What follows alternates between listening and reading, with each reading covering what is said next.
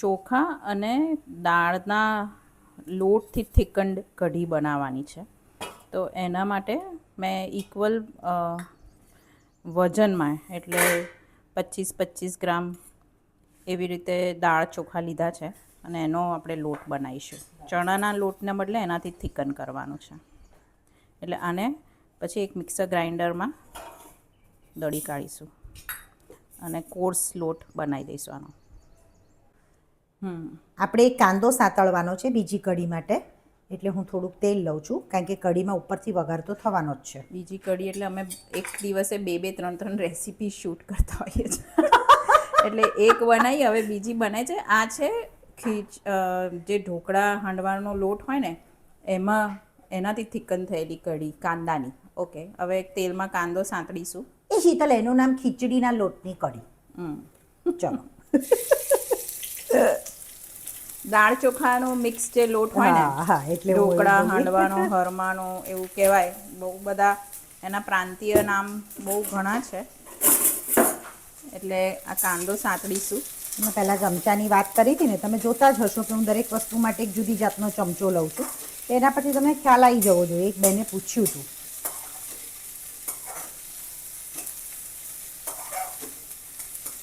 જો હવે લાંબી લાંબી સળીઓ થઈ ગઈ ને કાંદાની, હા, એટલે આવો લીધો મેં ચમચો. થોડુંક લાઇટ બ્રાઉન કરવાનું છે, બહુ નથી કલર આવવા દેવાનો. અને આને ચડવા માટે મીઠું નાખવું હોય ને તો નાખી દઈશું આમાં આપણે, તો ક્રિસ્પઅપ બી થશે. પણ એ ક્રિસ્પઅપ નથી કરવાની થાય. એટલે કઢી નાખ્યા પછી એટલે હવે આમાં આ ચડવા આવે ને ત્યાં સુધીમાં એનું અમે કઢીનું મિક્સચર રેડી કરી દઈશું.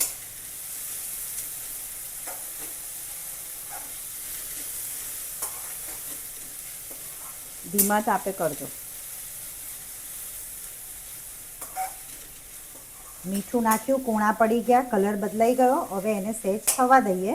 ત્યાં હવે આ 500 થી 700 ml જેટલી ખાટી છાશ છે. એમાં આપણે જે ક્રશ કર્યો તો એ ખીચડીનો લોટ. જો એને અમે આવું ક્રશ કર્યું છે, કોર્સ છે. આ અમે જાતે બનાવ્યો છે. તમે બહારથી રેડીમેડ ઢોકળાનો લોટ આવે એ પણ હાંડવાનો, હા, ઢોકળામાં ચણાની દાળ હોય, હાંડવાનો લોટ તમને ના મળે તો આવી રીતે મિક્સ કરીને દાળ ચોખા મિક્સ કરીને બનાવી. અને મેં પણ મારા બ્લોગ પર પણ હાંડવાના લોટની રેસીપી વર્ષોથી ડોક્યુમેન્ટ કરીને મૂકેલી છે.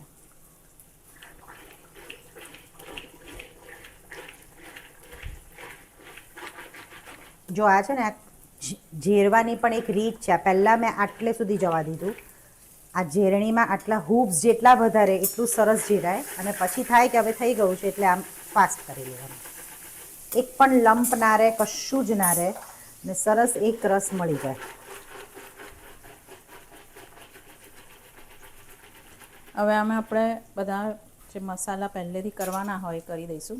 પાછા અમે આમાં હળદર નાખીએ છીએ અને હળદર, હા, બંને ફ્રેશ જ, અને ગોળ નાખીએ છીએ, ખાંડ નથી નાખી.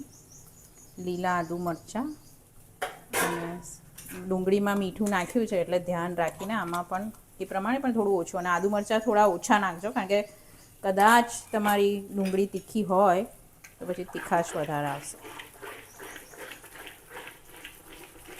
હવે ડુંગળી સતળાઈ જશે ને એટલે એમાં અમે આ નાખી દઈશું. ડુંગળીનું મીઠું નાખેલું છે એટલે આમાં આપણે છાશનું મીઠું નાખીશું. અને વઘાર માટે બી જીરું અને આ બધું જોઈશે. બોલ. કાંદા સંતળાઈ ગયા છે લાલ. બસ આટલા કરવાના છે. બહુ પછી એને કલર બદલાવા ના દેતા, નહીં તો પછી કડુશ મારશે અને કઢીનો રંગ પણ બગાડશે. હવે આમાં આપણે જે ગોળ ભેગું કર્યું તો હું ધીમે ધીમે રેડી દઉં છું.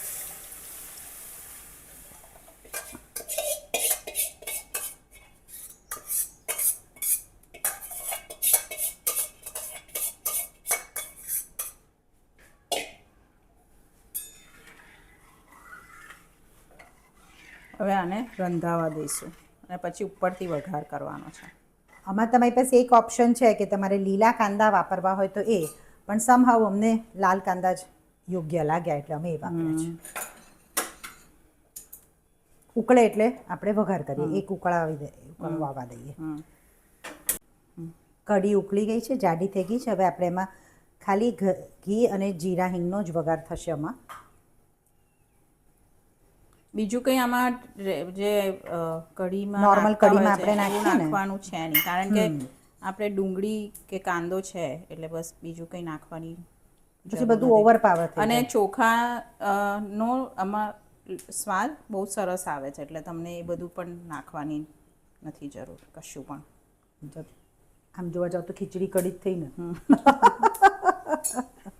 યા યુ કેન ડુ ઇટ. કારણ કે મેં બધી જે ડોક્યુમેન્ટ કરતાં જે રસ્ટિક કઢીઓ ખાધી છે ને, એમાં તો ગોળે ના હોય કે પેલું કોઈ જાતના બીજા બધા આપણે તજ લવિંગ એવા મસાલા પણ ના હોય ને. જો કેટલું થિકન થયું છે. આ મારી પાસે દેશી ચોખા હતા અને એનું અમે લોટ બનાવ્યો. એ બહુ જ સરસ લાગે છે. સુગંધ અને સ્વાદ તો અમેઝિંગ છે. એટલી વારમાં એટલી સરસ જાડી પણ થઈ ગઈ. પણ એ તને જ કહું છું, તો આમ એક 1 pot meal જ થયું, સૂપ બી કહી શકાય. સુપર સૂપ શોરબા કહેવાય. કારણ કે એનો ટેસ્ટ એમાં નાખવી હોય તો નાખજો કોથમીર અથવા કોથમીરના દાંડા ઝીણા સમારીને. બાકી આઈ ડોન્ટ થિંક આને બીજા કશાની જરૂર છે. બસ હવે 5-1 મિનિટમાં અમે આને બંધ કરી દઈશું. જો આ થઈ ગઈ છે મસ્તીન કઢી. ખીચડીની કઢી કે ખીચડીના લોટની કઢી કે હાંડવાના લોટની કઢી, Name it according to your choice. કાંદાવાળી.